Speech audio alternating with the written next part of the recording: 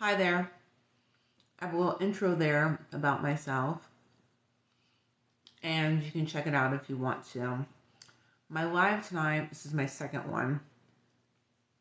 Did one officially last night, now we're in the wee hours of the morning.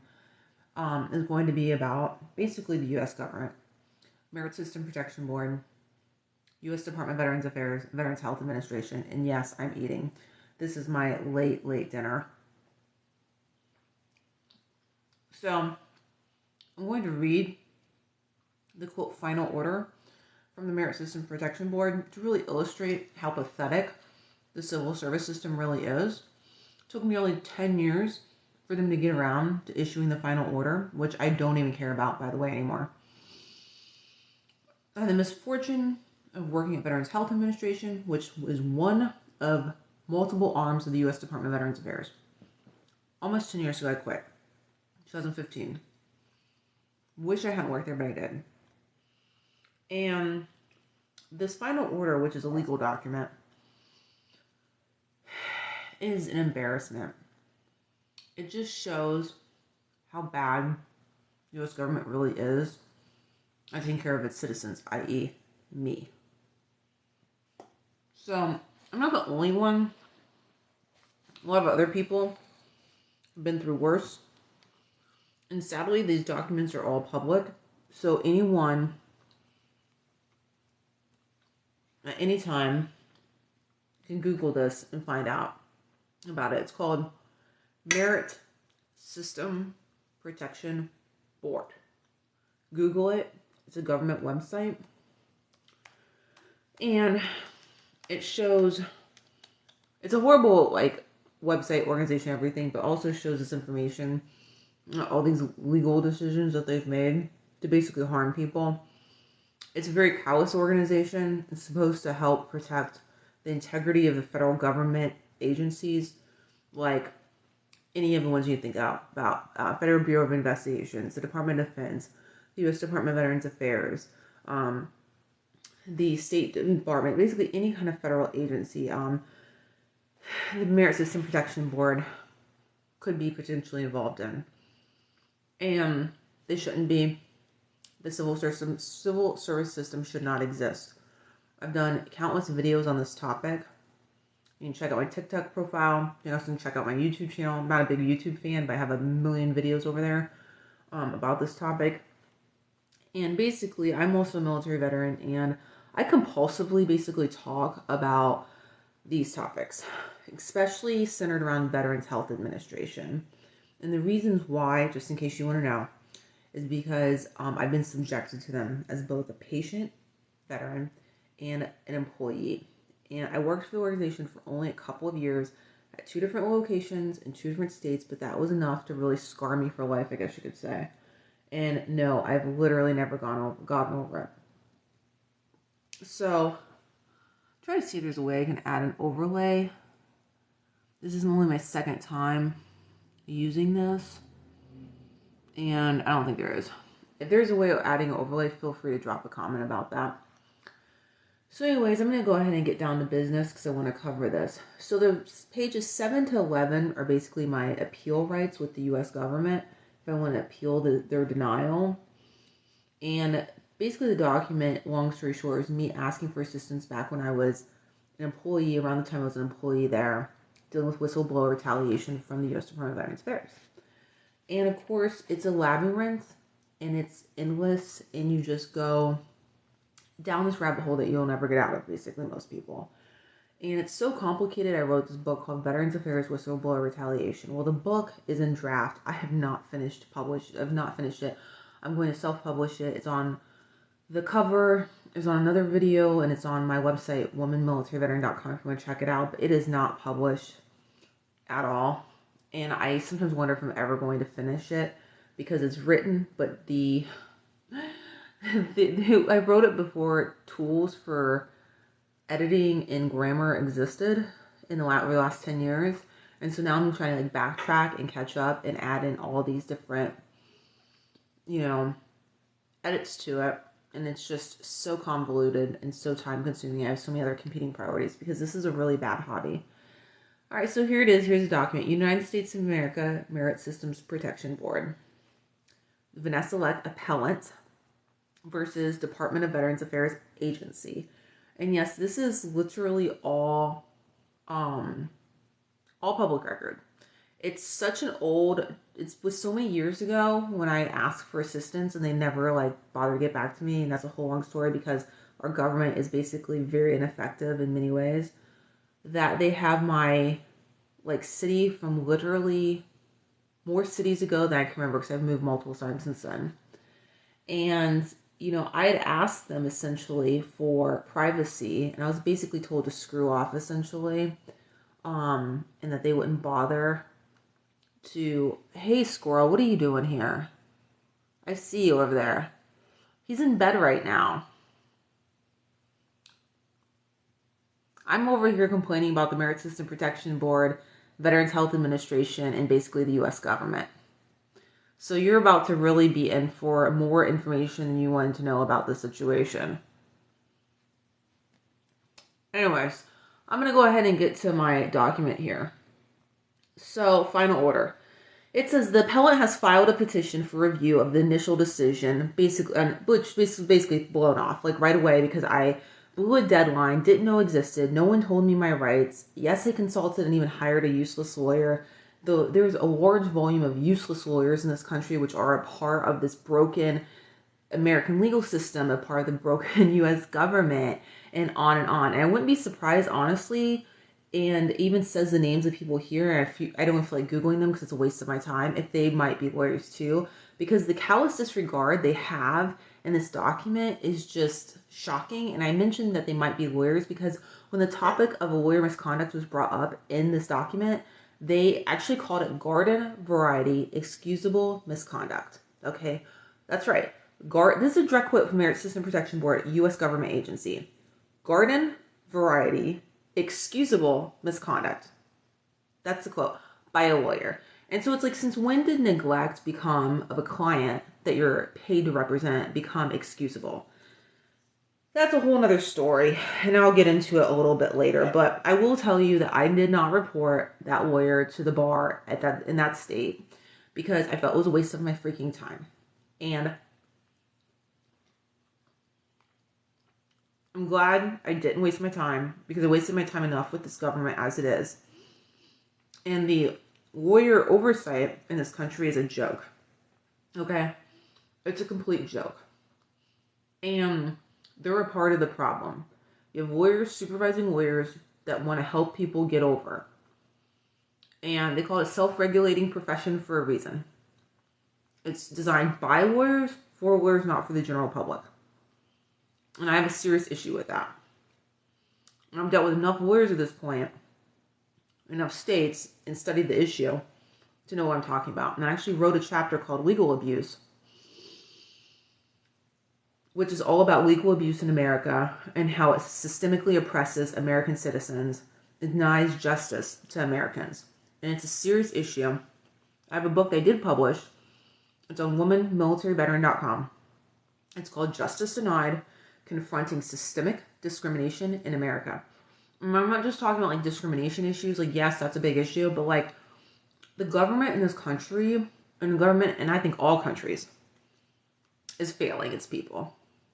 And there's a lot of examples of that. Now, I have not always been failed 100% by my government.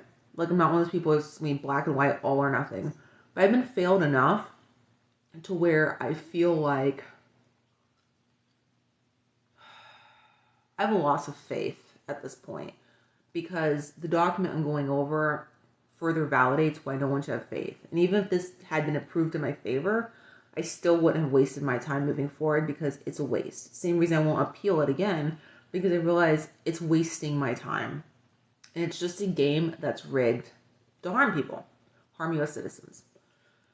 So anyways, back to the lawyer thing. They said in this document here, the Merit System Protection Board, that even if a lawyer was disbarred, it still wouldn't rise to the level to excuse, like, to help anyone. So, like, for example, if XYZ person who appealed the decision with the Merit System Protection Board had a lawyer that was disbarred, and was claiming like that their behavior misconduct impeded their ability to exercise their legal rights.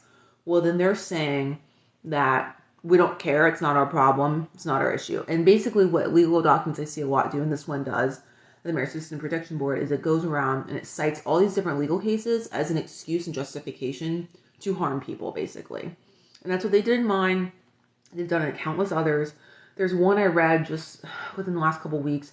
It involved a military veteran who was trying to challenge a decision that was made against him when he, I guess, had to go back into the military activated, and he was trying to challenge about pay, something about pay. And of course, it was denied against him. Most of these cases, I think it's like 95% of the Merit System Protection Board, are decided against the person bringing the case. Now, granted, a lot of the people bringing the cases in the Merit System Protection Board have been fired, terminated from their jobs inside of a federal agency. So, for example, U.S. Department of Veterans Affairs, Department of Defense, Federal Bureau of Investigations, National Park Service, etc., etc., etc., etc. I was not fired. I dealt with whistleblower retaliation. I quit my job because of it, because I was like, I got to get out of here for my own well-being and safety. Glad I did. And evidently, I had the right to go through different avenues. It's a long story. It's why I read a book called Veterans Affairs Whistleblower Retaliation, which no, is not published yet because I'm still working on editing it. Well, the whole thing's just a huge waste of time. But I'm going to get back to it. So the appellant has filed a petition for review of the initial decision, which dismissed her individual right of action IRA appeal as untimely filed. So basically, I missed a deadline. So what? Generally, we grant petitions such as this one only in the following circumstances. The initial decision contains erroneous findings of material fact, which it did, by the way. I do recall it did, even though this was so many years ago, it's almost 10 years ago, it's hard to remember. The initial decision is based on an erroneous interpretation of a statute or regulation or the erroneous application of the law to the facts of the case. The administrative judge's rulings during either the course of the appeal or the initial decision were not consistent with required procedures or involved an abuse of discretion, and the resulting error affected the outcome of the case, or new and material evidence or legal argument is available that, despite the petitioner's due diligence, was not available when the record closed. Title 5 of the Code of Federal Regulations, section blah, blah, blah, whatever. After fully considering the filings in this appeal, we conclude that the petitioner has not established any basis under section blah, blah, blah for granting the petition for review. Therefore, we deny the petition for review and affirm the initial decision, which is now the board's final decision. Okay, let me tell you. It took them nearly 10 years to say that, to tell me to screw off. Literally, it nearly took them 10 years for the Merit System Protection Board, a U.S. agency, to tell me to screw off. And a whole bunch of other people, too. Now,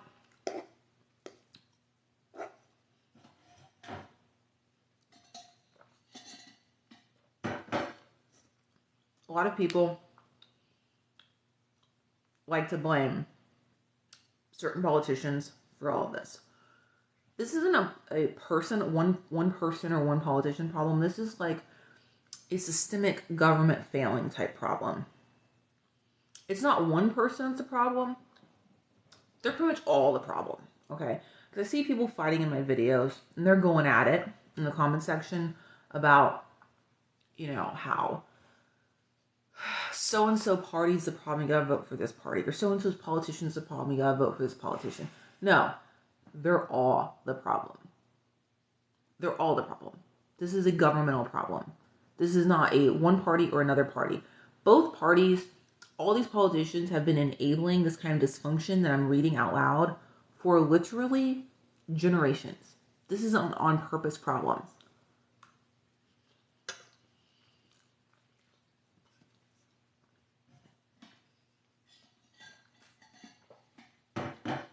So here's the background. And this is so slanted, by the way, and written so one-sided you would not believe. So, this is background. The appellant, yours truly, was employed as a social worker with the agency. Initial appeal file, IAF. She alleged, and they use the word alleged constantly because God forbid they actually say anything's true, even though I provided documentation for everything. She alleged that below that beginning in November 2014, okay, 2014, it's 2023 now. Nearly 10 years later. Nearly 10 years. 10 years. She reported supervisory misconduct and safety concerns to various agency personnel and others. It's true, I did. And nothing was really done about it. She also alleged that she engaged in protected activities such as filing an equal employment opportunity complaint and a grievance. That's true, I did. In April 2015, still almost 10 years later, we're talking about this, she filed a complaint with Office of Special Counsel. This is a useless organization. They could call this organization the Office of Useless Counsel. Alleging that the agency retaliated against her for these disclosures and activities. Yes, that's true. I did. They did. And this is U.S. Department of Veterans Affairs, specifically Veterans Health Administration, which is an arm of the organization.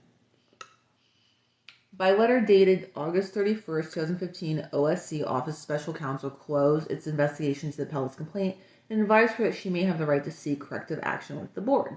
The letter stated that the appellant could file a request for corrective action with the board within 65 days after the date of the letter. So basically, during this time, too, I want to point out, I actually didn't receive the letter, which is how this ended up being filed untimely and I blew past the deadline. I actually made the huge mistake of hiring a lawyer, a licensed lawyer, to represent me. I found out during that time that basically when the person did not provide a written agreement about the so-called legal representation, that was actually a violation. I found out from another lawyer in that state of the state like rules for lawyers. The person also stood me up in a meeting they set up. The lawyer also didn't communicate, didn't follow up with me, didn't even let me know that they had received this letter until long after the fact, and didn't explain it to me, even though they were supposed to. I never bothered reporting the person to basically the lawyer oversight organization because I felt like it was a waste of my time, and I still think that probably was. Even if they would have done something, I mean, you know, even if action is taken, it's just so questionable is what difference it will even make in the long term for other people versus how much grief it's going to cause the person just trying to bring that kind of complaint in the first place. And so for that reason, I let it go. And it wouldn't have mattered in this anyways because they later say that a disbarred lawyer still can screw up and you just have to deal with it. It's your problem according to the Merit System Protection Board. That's what they essentially say in the decision to me. So on October 23rd, 2016, we're continuing with the background now, according to Merit System Protection Board, the appellant filed this IRA appeal with the board. Without holding the appellant's requested hearing, the administrative judge, so without giving me a hearing, by the way, without even giving me a hearing, due process, the administrative judge basically just dismissed it and blew it off because they're like, oh, you missed a deadline. The appellant has filed a petition for review and the agency has filed a response. Again, I filed this appeal years ago. Discussion of arguments on review. So now what page is this? We're on page 3. So there's only 4 more pages. Pages 7 through 11 go through appeal rights, which I have no interest in pursuing because I realize it's a waste of my time. Discussion of arguments on review. If Office of Special Counsel notifies an employee that its investigation into her allegations has been terminated, the employee may seek corrective action from the board through an IRA appeal. No more than 60 days have elapsed since notification was provided to such employee. The board's implementing regulations provide that an appellant must file an IRA appeal within 65 days of the date that OSC issues the closeout letter, or if the letter is received more than 5 days after its issuance, within 60 days of receipt. Do you see the labyrinth rabbit hole we're going down right now? The appellant alleged that OSC, Office of Special Counsel, notification was sent directly to her, that doesn't even make sense what they just said. Oh yeah, so basically it looks like, and this was so many years ago, I can't remember, that basically somebody must have said in the government that it was sent directly to me, and it wasn't. It was sent to this lawyer I keep mentioning that was representing me, right? And that, what I said, the person didn't tell me about it, didn't explain it. So, anyways, this paragraph, they're pretty much almost like, behaving really unprofessionally, I think is the nicest way of putting it. The Merit System Protection Board people, the people that wrote this, the statements that they're making, the way that they're making them, the way that they're phrasing them, it's just really unprofessional and very callous. A lot of callous disregard going on and very slanted. So I'm not even really going to get into it because I've already kind of covered it, especially the part about how there was this lawyer, there was unethical behavior, there's unprofessional behavior. I did fire that lawyer, essentially, because I could see that this person was not helping me, and it was an easy decision for me to make at that point. Again, I never reported the lawyer to a lawyer oversight organization. There was a time limit to do it that was pretty narrow, and in my opinion, and it was more trouble than it's worth. So then it starts to basically justify their decision and says that there's this case that's similar to mine where the lawyer, the person bringing the appeal said that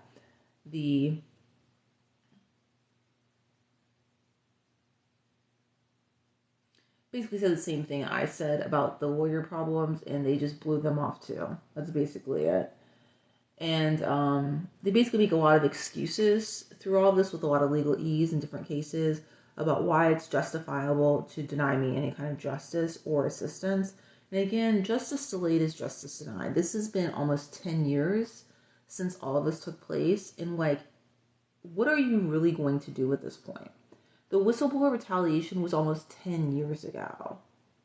That everyone in the whole situation have literally moved on. What would the government even do?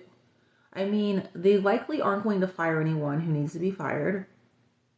They want to perpetuate the dysfunction. So, what are they really going to do about it? Even if they had approved this, they're not going to do anything. So, they continue to just make excuses and say things that I don't agree with and that I don't think are very professional. Given the fact that they're in positions of power, I think that there's a higher standard that you should be held to, and there's a lack of accountability in our government. Anyways, and so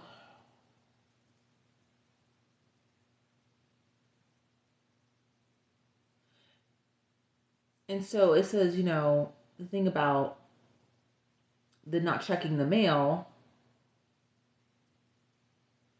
and all this kind of stuff. And it goes on to say, even if we were to consider this new argument and evidence on a review, evidence is at most, quote, garden variety, ... This is a direct quote from the Merit System Protection Board, excusable neglect, end quote. So they're saying right here, the Merit System Protection Board, an agency of our U.S. government, that it is excusable to neglect clients as a lawyer. That's what the Merit System Protection Board has to say inside of this appeal denial, which is publicly available for the whole world to see. So feel free to Google it if you want. You can read this one and like a million others of how people are being harmed day in and day out. So it goes on and on and on, and it talks about this one, which was particularly disturbing. It said, oh, there it was. It cites a case where basically a person too was denied assistance, even though the person bringing forth the appeal was claiming that their lawyer had problems with alcohol and depression, was disbarred, and was under criminal investigation. And they still were like not giving this person any assistance. They're like, oh, well, we don't care if your lawyer was disbarred. That's your problem. And so that's the Merit System Protection Board in a nutshell. I mean, this organization is ridiculous and should not be allowed to exist anymore. And oh, by the way, your tax dollars are paying for this organization. I'd just like to let you know.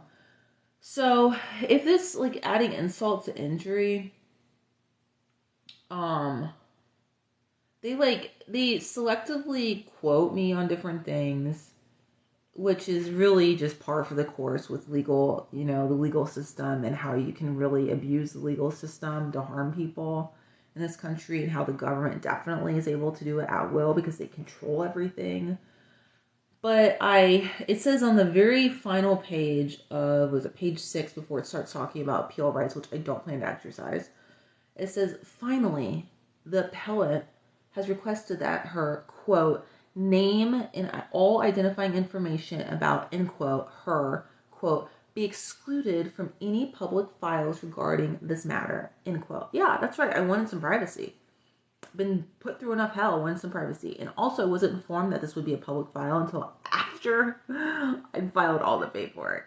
And I had no idea what was going to be put out there and what wasn't, because there was a lot of sensitive information involved in this whistleblower retaliation situation.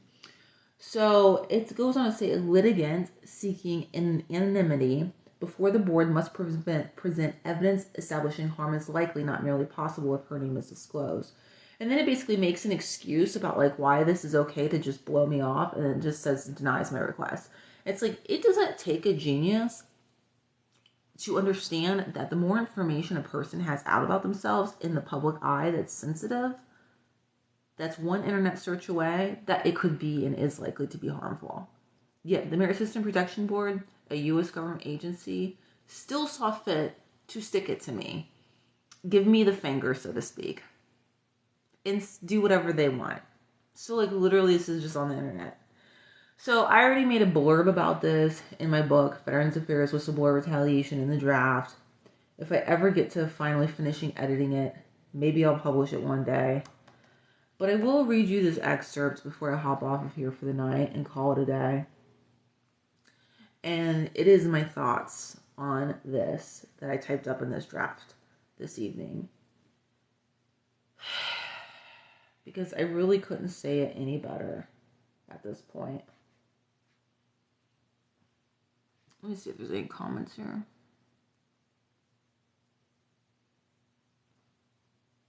Let's see.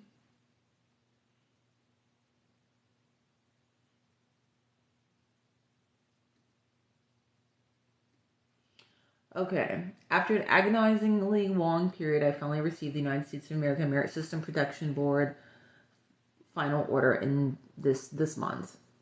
To no surprise, it turned out to be yet another denial of assistance, just as expected, but honestly, it wouldn't have made a difference anyway. Considering that nearly a decade had slipped by, it's as if they followed the legal maxim, justice delayed is justice denied, with utmost precision. Needless to say, I had long moved on with my life, and I'm sure that every single person involved in the situation had done the same. So what exactly did the Merit System Protection Board think they could accomplish nearly a decade later? The answer is painfully clear. Absolutely nothing. Adding insult to injury, my name stands alone on that wretched document. Despite my request for privacy, it was callously denied. Apparently, everyone else has the right to privacy except for me, which is so true. All the people involved in the situation, people that did things they shouldn't have done, have the right to privacy. I have none. This is just another nauseating betrayal from a government that claims to represent its citizens, but truth be told, this government has rarely truly advocated, if ever, for me or my interests throughout my entire lifetime. I am utterly appalled and disgusted by the abysmal treatment I received from my government. It's an absolute disgrace that despite my unwavering commitment to following every rule and doing everything right, I have been utterly screwed over. Once again, the so-called American dream has revealed itself to be nothing but a steaming pile of lies and deceit. A hollow facade used to manipulate and control the masses. And I will close with that. Have a good night.